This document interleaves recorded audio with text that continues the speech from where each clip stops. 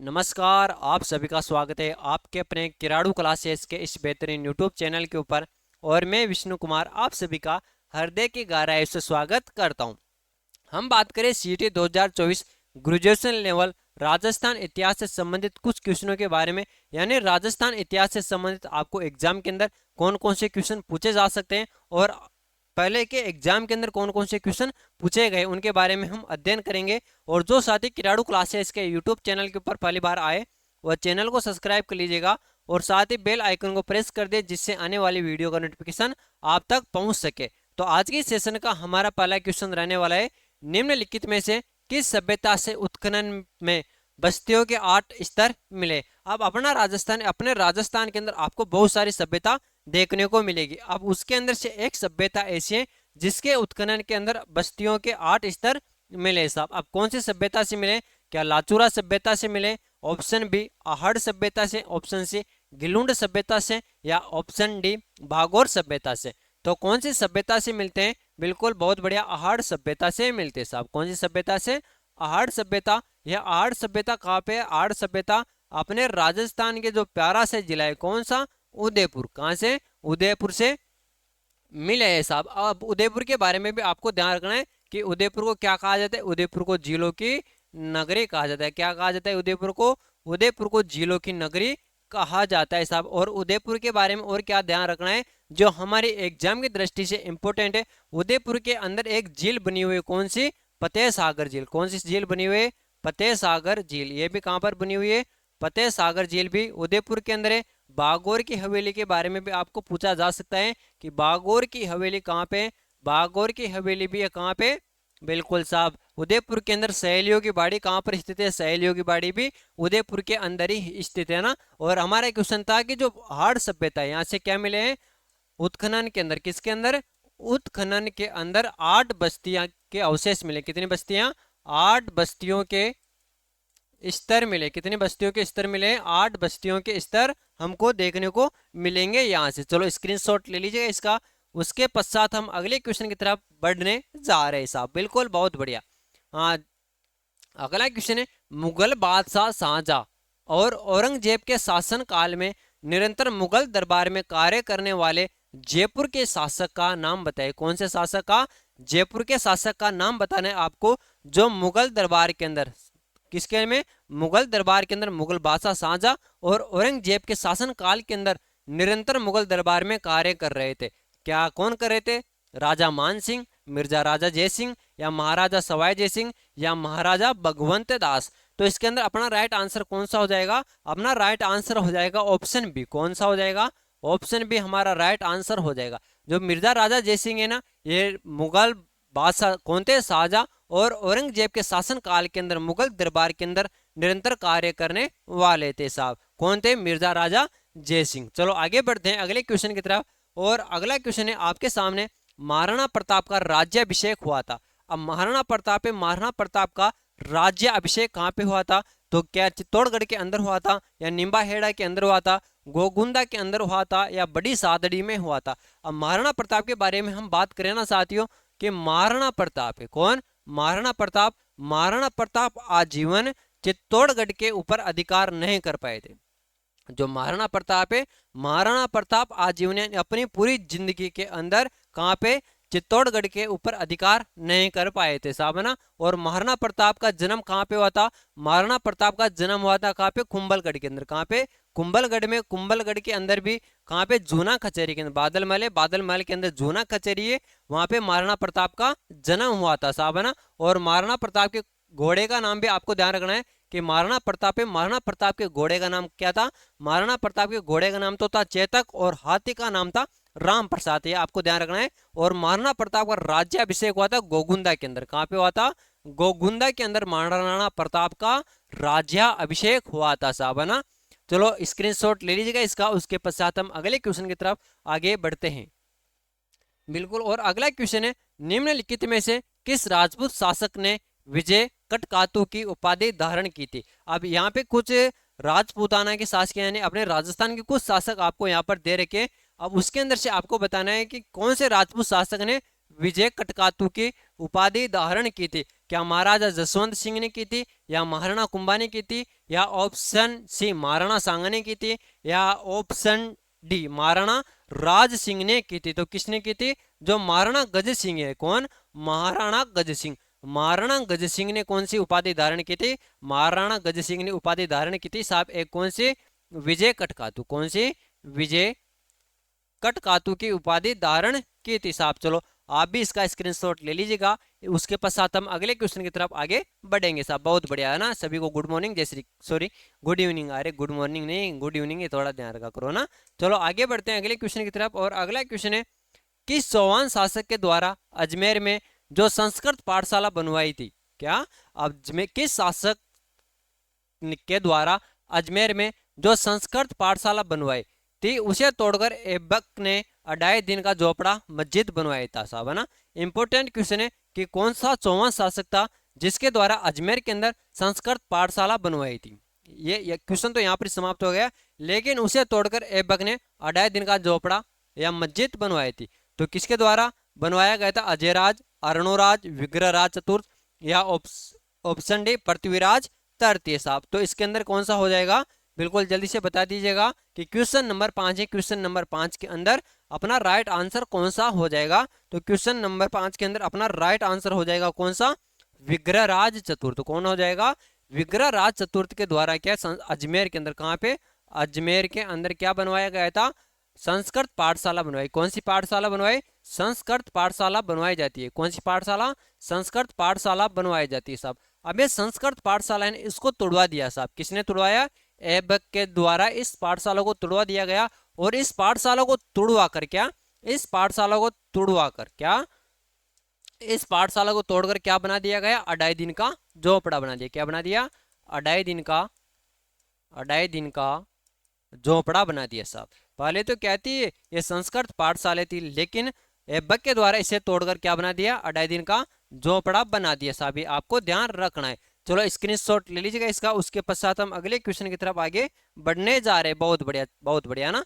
चलो स्क्रीनशॉट ले लिए। चलो बढ़े आगे अगले क्वेश्चन की तरफ। और अगला क्वेश्चन है भाई आपके सामने, निम्न में से किस वर्ष तराइन का प्रथम युद्ध लड़ा गया था? अब यहाँ पे सन दे रखा है कि कौन से सन के अंदर तराइन का प्रथम युद्ध लड़ा गया था। क्या 1001 में लड़ा गया, या 1191 में लड़ा गया, या 1192 में लड़ा गया, या भाई साहब 1206 के अंदर लड़ा गया? तो तराइन का प्रथम युद्ध के बारे में पूछा है। तो तराइन का प्रथम युद्ध तो आप सबको याद होना चाहिए कि तराइन का प्रथम युद्ध 1191 ईस्वी के अंदर लड़ा गया था। चलो अगले बढ़ते हैं आगे क्वेश्चन की तरफ। नागरीदास किस राठौड़ शासक को कहा गया? अब भाई साहब पूछा है क्या? नागरीदास। क्या? नागरीदास। अब नागरीदास किस राठौड़ शासक को कहा गया? किसको?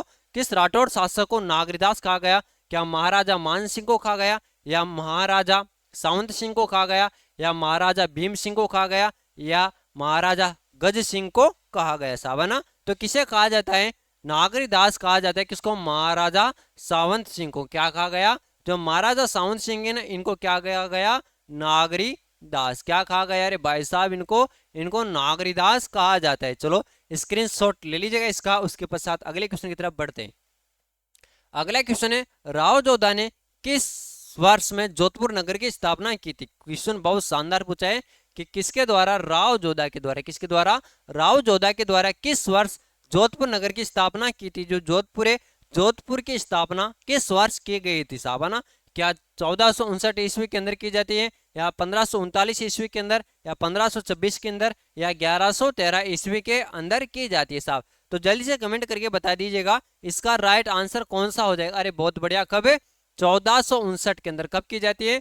1459 के अंदर जोधपुर नगर की स्थापना की जाती है। किसकी? जोधपुर नगर की, है ना। और किस स्थान पर की जाती है? एक पहाड़ी बनी हुई है साहब। कौन सी? चिड़िया टू की पहाड़ी। कौन सी पहाड़ी है? चिड़िया टू की पहाड़ी। चिड़िया टू की पहाड़ी। कौन सी पहाड़ी है भाई साहब? चिड़िया टू की पहाड़ी। चिड़िया टू की पहाड़ी पर सन 1459 के अंदर राव जोधा के द्वारा जोधपुर नगर की स्थापना की जाती है। किसके द्वारा? राव जोधा के द्वारा। किसके द्वारा? अरे भाई साहब राव जोधा के द्वारा कब स्थापना की जाती है? 1459 के अंदर जोधपुर नगर की स्थापना चिड़िया टू की पहाड़ी पर की जाती है। इंपॉर्टेंट है, यहाँ से आपके सामने एग्जाम में क्वेश्चन देखने को मिलेगा साहब। अब जोधपुर के बारे में बात करें ना अपन, जोधपुर से संबंधित आपको कम से कम भी नहीं ना तो 10-15 बातें तो मुंह पर याद होनी चाहिए। मेहरानगढ़ कहाँ पर है? मेहरानगढ़ जोधपुर के अंदर बना हुआ है। जसवंत थड़ा कहाँ पर है? जसवंत थड़ा कहाँ पे? जोधपुर के अंदर है। IIT जोधपुर के अंदर है। एम्स जोधपुर के अंदर है। और माचे सफारी जैविक उद्यान ये जोधपुर के अंदर है साहब। ये सब भी आपको ध्यान में होना चाहिए। आगे बढ़ते हैं। बीकानेर शहर का स्थापना दिवस कब मनाया जाता है? अब भाई साहब ये भी इंपॉर्टेंट क्वेश्चन है, ऐसे क्वेश्चन एग्जाम के अंदर छपते हैं। अब क्वेश्चन है बीकानेर का स्थापना दिवस कब मनाया जाता है? क्या वैशाख कृष्ण तृतीया को, वैशाख कृष्ण तृतीया को बीकानेर का स्थापना दिवस मनाया जाता है? वैशाख शुक्ल तृतीया को मनाया जाता है? चैत्र शुक्ल नवमी को मनाया जाता है? या भाद्रपद शुक्ल दशमी को मनाया जाता है? अब क्वेश्चन नंबर 9 है। क्वेश्चन नंबर 9 का राइट आंसर आपको बताना है साहब कि बीकानेर शहर का स्थापना दिवस कब मनाया जाता है। चलो यहाँ से मैं बता देता हूँ कि बीकानेर शहर है ना, कौन सा शहर? बीकानेर शहर। बीकानेर शहर का स्थापना दिवस आता है आका तीज को। कब आता है?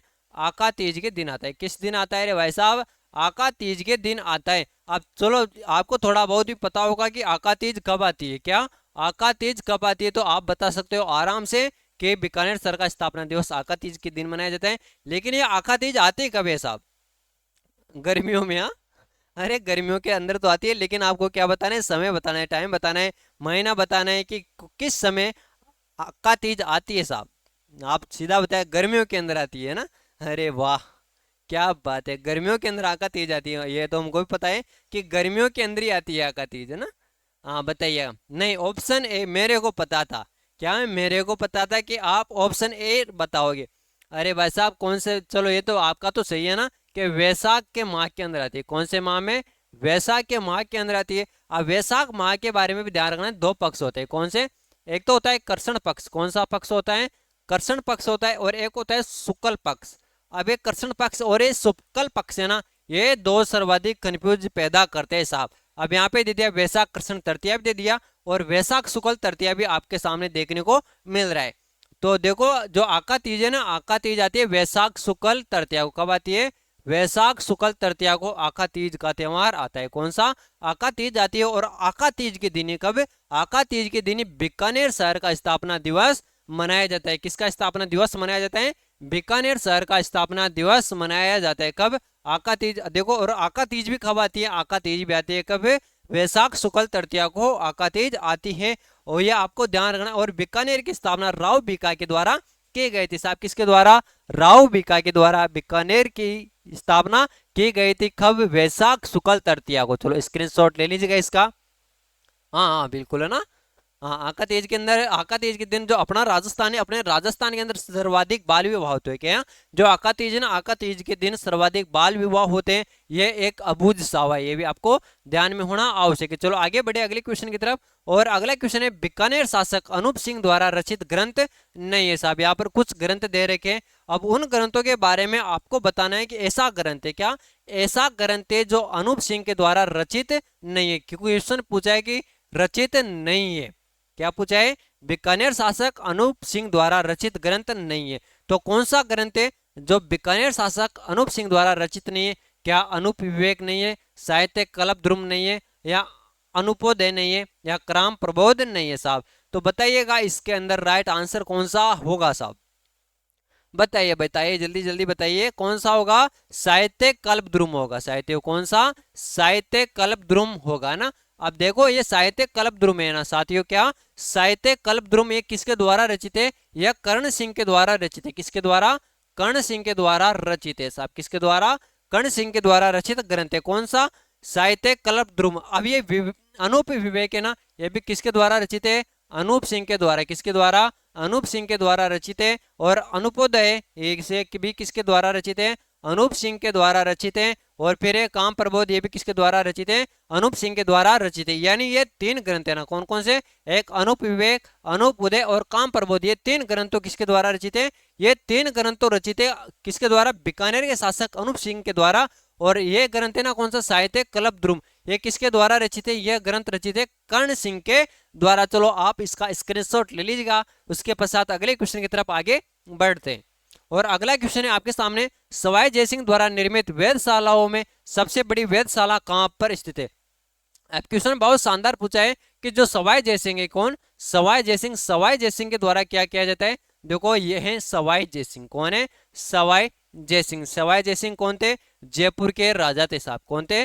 जयपुर के राजा। अब सवाई जयसिंह के द्वारा वेधशालाओं का निर्माण किया जाता है। किसका? वेधशालाओं का निर्माण किया जाता है। अब वेधशालाओं का निर्माण किया गया है किसके द्वारा? सवाई जयसिंह के द्वारा। अब इसके अंदर से सबसे बड़ी क्या? सबसे बड़ी वेधशाला के बारे में पूछा है कि सबसे बड़ी वेधशाला कहां पर है, तो ये तो अपने राजधानी के अंदर ही होगी साहब। कहां पे? जयपुर के अंदर। तो यहाँ पे राइट आंसर कौन सा हो जाएगा? जयपुर के अंदर है साहब ना। कि सवाई जयसिंह द्वारा निर्मित वेधशालाओं में सबसे बड़ी वेधशाला कहां पर स्थित है? तो सबसे बड़ी वेधशाला अपनी राजधानी जयपुर के अंदर स्थित है साहब, है ना। बहुत शानदार क्वेश्चन पूछा है। और यह भी पूछा जा सकता है वेधशाला किसके द्वारा निर्मित है? यह सवाई जयसिंह के द्वारा निर्मित है। यहाँ पर समय देख सकते हैं। अरे जिस समय व्यक्तियों के पास मोबाइल नहीं था, जिस समय व्यक्तियों के पास वॉच नहीं थी, घड़ी नहीं थी, जिस समय जयपुर के राजा जय सिंह के द्वारा एक वेधशाला बनाएगी जिसके अंदर नक्षत्र का पता लगाया जा सकता था। अरे यह भी देखा जा सकता था दिन के अंदर के कितना समय हो रहा है। समय के साथ साथ मिनट भी देख सकते थे और मिनट के अंदर सेकंड का भी पता होता था कि कितने बजकर कितने मिनट और कितनी सेकंड हो गई।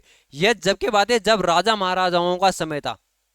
अब वैज्ञानिकों की बात अलग है, वैज्ञानिकों ने घड़ी का निर्माण कर दिया साहब, है ना। चलो आप इसका स्क्रीनशॉट ले लीजिएगा। उसके पश्चात अगले क्वेश्चन की तरफ आगे हम बढ़ने जा रहे हैं साहब। और अगला क्वेश्चन है आपके सामने, तख्त ए शाही महलों का निर्माण किसने करवाया था साहब? क्या? तख्त ए शाही महलों का निर्माण किसने करवाया था? सीधा एग्जाम के अंदर आपसे पूछ लेगा कि तख्त ए शाही महलों का निर्माण किसके द्वारा करवाया जाता है? तो तख्त ए शाही महलों का निर्माण करवाया जाता है किसके द्वारा? सवाई मानसिंह द्वितीय के द्वारा। किसके द्वारा? सवाई मानसिंह द्वितीय के द्वारा तख्त ए शाही महलों का निर्माण करवाया जाता है। किसका? तख्त ए शाही। क्या? तख्त ए शाही महलों का निर्माण किसका? तख्त ए शाही महलों का निर्माण किसके द्वारा करवाया जाता है भाई साहब? तख्त ए शाही महलों का निर्माण करवाया जाता है सवाई मानसिंह द्वितीय के द्वारा। चलो स्क्रीनशॉट ले लीजिएगा इसका। उसके पश्चात अगले क्वेश्चन की तरफ हम आगे बढ़ेंगे। बहुत बढ़िया। अगला क्वेश्चन है भाई आपके सामने, 1857 की क्रांति के दौरान जयपुर के पॉलिटिकल एजेंट कौन थे? बहुत शानदार क्वेश्चन पूछा है कि 1857 की क्रांति हुई थी, प्रथम स्वतंत्रता संग्राम हुआ था। 1857 की क्रांति कौन सी हुई थी? 1857 की क्रांति हुई थी भाई साहब, है ना। अब इसके दौरान क्या? इस दौरान जयपुर का कहां का? जयपुर का पॉलिटिकल एजेंट कौन था साहब, है ना। जयपुर का पॉलिटिकल एजेंट कौन था? क्या मॉक मेसन मारवाई था, या मेजर बर्टन था, विलियम इडन था, या मेजर मॉरिसन था? तो कौन था भाई साहब? जयपुर का। जयपुर का था तो कौन था भाई साहब? विलियम इडन था। कौन था? विलियम इडन जयपुर का पॉलिटिकल एजेंट था साहब। अब यहाँ पे नाम आ रखा है कौन? Major Morrison. क्या?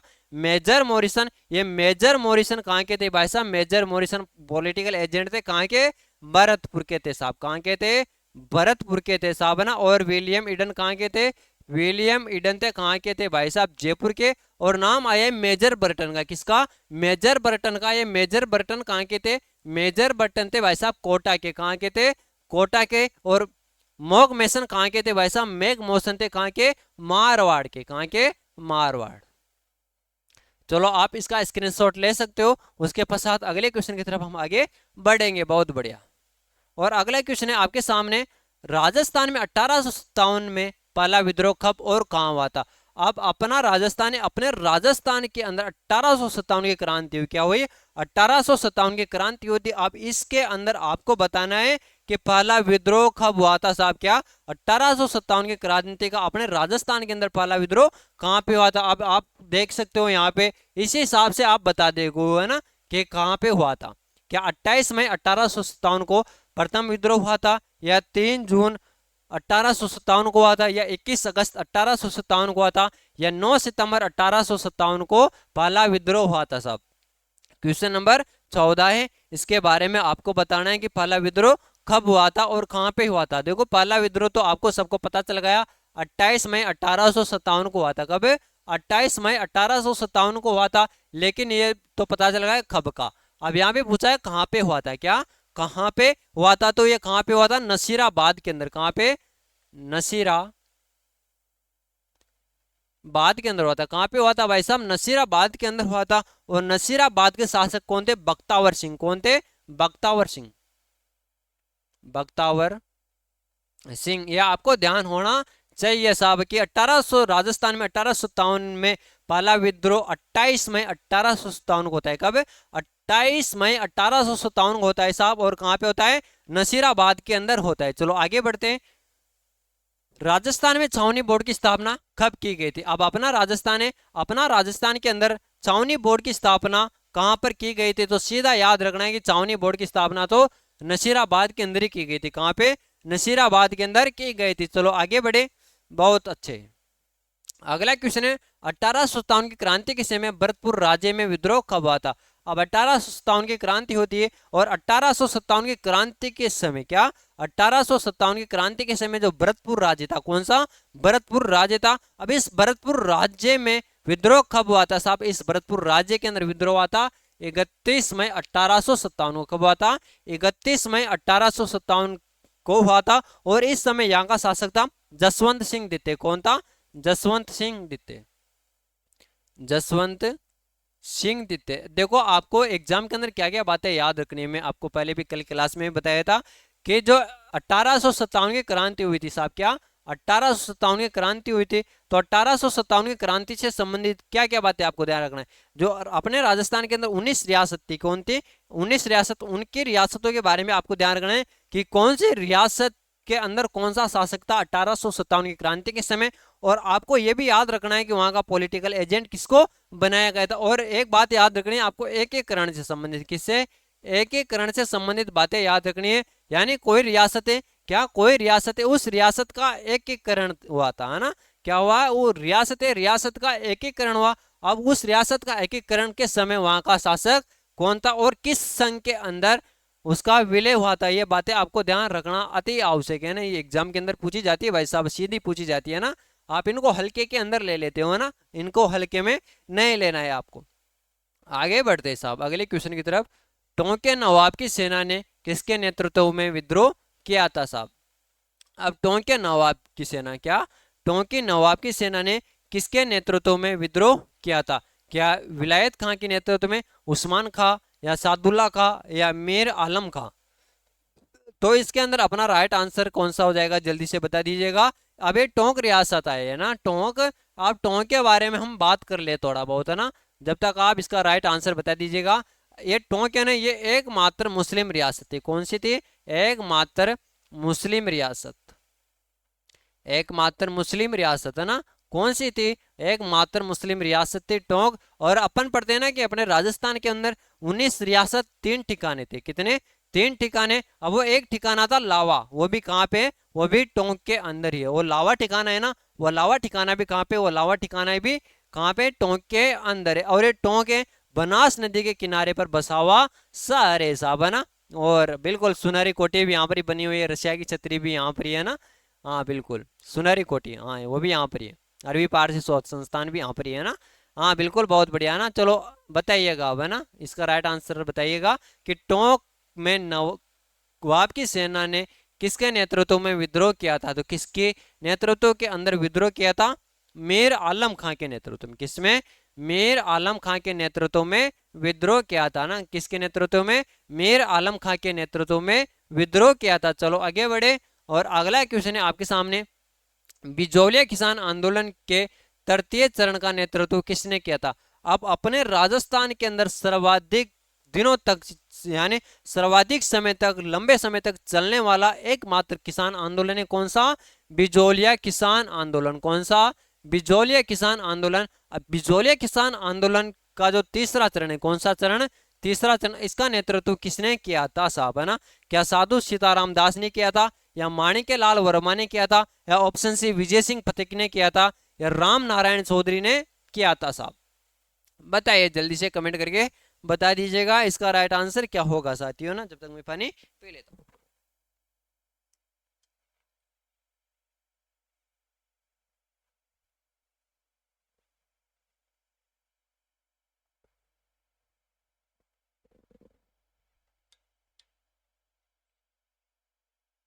पानी पीने की आवश्यकता पड़ती है साथियों, गला सूख जाता है ना। हम भी इंसानी, हम मशीन नहीं है, हमारा भी क्या है, गला सूख जाता है ना। हाँ, आ गए बहुत सारे, ये क्या है, अपने दोस्त है जो शाम को क्लास लेने आ जाते हैं कि सर हमको भी क्या है, क्लास लेना होता है। अब बताइएगा बिजोलिया किसान आंदोलन का जो तृतीय चरण था, इसके अंदर नेतृत्व किसने किया था? हाँ हाँ बताइए ना, किसके द्वारा? हाँ बिल्कुल, बहुत बढ़िया, माणिक्य लाल वर्मा के द्वारा। किसके द्वारा किया गया था? माणिक्य लाल वर्मा। माणिक्य लाल वर्मा के द्वारा जो बिजोलिया किसान आंदोलन होता है, कौन सा? बिजोलिया किसान आंदोलन। कौन सा आंदोलन? बिजोलिया किसान आंदोलन हुआ था। कौन सा आंदोलन हुआ था भाई साहब? बिजोलिया किसान आंदोलन। किसान आंदोलन हुआ। कौन सा आंदोलन हुआ? बिजोलिया किसान आंदोलन हुआ ना। अभी बिजोलिया किसान आंदोलन है ना, इसका जो तृतीय चरण था, कौन सा चरण? तृतीय चरण। अब इस तृतीय चरण का नेतृत्व किसके द्वारा किया गया था? इस तीसरे चरण का नेतृत्व माणिक्य लाल वर्मा के द्वारा किया गया था साहब। चलो आगे बढ़ते हैं अगले क्वेश्चन की तरफ। और अगला क्वेश्चन है, चंडावल की घटना कब घटित हुई? अब भाई साहब ये अपने राजस्थान के अंदर जो घटना घटित होती है ना, कोई सी भी है, उन सब घटनाओं के बारे में आपको ध्यान रखना है कि चंडावल की घटना कब घटित होती है साहब। क्या? चंडावल की घटना कब घटित होती है? तो चंडावल की घटना क्या 28 मार्च 1942 को घटित होती है, या 12 जून 1942 को घटित होती है, या 6 अक्टूबर 1942 को, या 19 जुलाई 1942 को? तो कब घटित होती है, जल्दी से बता दीजिएगा कि चंडावल की घटना है, चंडावल की घटना कब घटित होती है? बिल्कुल, बहुत बढ़िया ना, 28 मार्च 1942 को। कब? 28 मार्च 1942 को क्या हुआ था? चंडावल की घटना। कौन सी घटना हुई थी? चंडावल की घटना हुई थी साहब, है ना। यहाँ से पूछा जा सकता है कि चंडावल की घटना कब हुई थी? तो चंडावल की घटना 28 मार्च 1942 को हुई थी साहब। अगला क्वेश्चन है आपके सामने, जमींदार संघ की स्थापना किस रियासत में की गई थी? आप देखो बहुत सारे संघ बनाए गए, बहुत सारे ग्रुप बनाए गए, है ना, जिसके अंदर एक संघ था, कौन सा? जमींदार संघ। कौन सा संघ था? जमींदार संघ था। अब जमींदार संघ की स्थापना किस रियासत में की गई थी? क्या मारवाड़ रियासत में, बीकानेर रियासत में, जयपुर रियासत के अंदर, या कोटा रियासत के अंदर? तो बताइएगा जमींदार संघ की स्थापना कौन सी रियासत के अंदर की जाती है? हाँ बिल्कुल, जल्दी से कमेंट करिएगा, कौन सी रियासत के अंदर की जाती है? अरे बहुत बढ़िया, कौन सी रियासत के अंदर? जो बीकानेर रियासत है। कौन सी? बीकानेर रियासत के अंदर क्या किया जाता है? जमींदार संघ की स्थापना। किसकी स्थापना की जाती है? जमींदार संघ की स्थापना। आपको एग्जाम में पूछ लेगा कि बीकानेर के अंदर किस संघ की स्थापना की गई, तो आपको बताना है जमींदार संघ की स्थापना बीकानेर के अंदर की जाती है। कहाँ पे? बीकानेर के अंदर की जाती है। चलो आगे बढ़ते हैं अगले क्वेश्चन की तरफ। हाँ, बीकानेर की स्थापना दिवस अभी बताया था ना, आका तीज के दिन आते वैशाख शुक्ल तृतीया को, है ना, राव बीका के द्वारा। जी, 1857 के संग्राम में मेहराब खा व जयदयाल ने कहाँ के नेतृत्व का किया था ना? अब 1857 का जो स्वतंत्रता संग्राम होता है, क्या 1857 का स्वतंत्रता संग्राम होता है, उसके अंदर एक है मेहराब खा और एक है जयदयाल, है ना। इन्होंने कहाँ का विद्रोह का नेतृत्व किया था? क्या कोटा में, धौलपुर में, भरतपुर में, या अलवर के अंदर? तो कहाँ का नेतृत्व किया था इन्होंने? तो इन्होंने नेतृत्व किया था कहाँ का? कोटा का। कहाँ का? कोटा का। तो स्क्रीनशॉट ले लीजिएगा, इसके बारे में हमने शायद में कल की क्लास के अंदर भी ये कल क्वेश्चन आया था सर। हाँ बिल्कुल, है ना, कल की क्लास के अंदर आ गया था क्वेश्चन। चलो आगे बढ़ते हैं अगले क्वेश्चन की तरफ। और अगला क्वेश्चन है, राजस्थान में 1857 की क्रांति की प्रेरणा स्रोत सुगाली माता का मंदिर किस जिले में स्थित है? ये क्वेश्चन भी कल की क्लास के अंदर आया हुआ है कि राजस्थान के अंदर 1857 की क्रांति हुई, राजस्थान में 1857 की क्रांति के प्रेरणा स्रोत कौन? सुगाली माता। ये भी पूछा जा सकता है कि 1857 की क्रांति की प्रेरणा स्रोत कौन थी? तो ये सुगाली माता। अब ये सुगाली माता है ना, सुगाली माता का मंदिर किस जिले के अंदर स्थित है? क्या कोटा में, उदयपुर में, जोधपुर के अंदर है, या पाली के अंदर है? तो कहाँ पे है भाई साहब? सुगाली माता का मंदिर है पाली के अंदर। कहाँ पे? सुगाली माता का मंदिर पाली के अंदर है साहब, ये आपको ध्यान रखना अति आवश्यक है।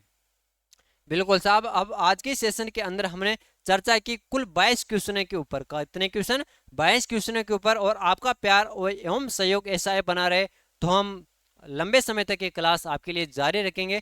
तो सभी साथियों का यहाँ तक के लिए बहुत बहुत धन्यवाद। Thank you, all the best, जय हिंद, जय भारत। मिलते हैं अगले एपिसोड के अंदर, सभी का धन्यवाद।